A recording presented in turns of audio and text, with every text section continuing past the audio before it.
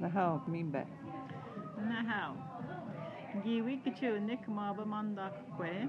Wiunad mogwa manda enak negeat winan kiat. Ningo na megishgak. Nei maba nak nege kwe. Wijitot.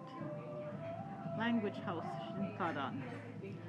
We mounted the water kundak apajawanish nabimjik. Anders maba kwe wikichunan, enish nabimjin, we bijanit je.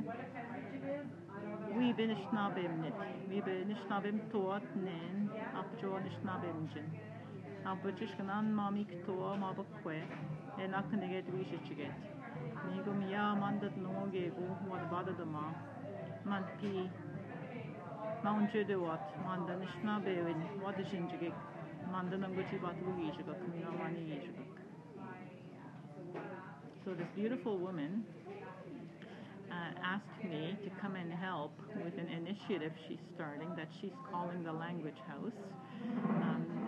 And that initiative would bring together people who are really wanting to Nishnabem again, to speak in Anishinaabemowin again, the language of the Anishinaabeg,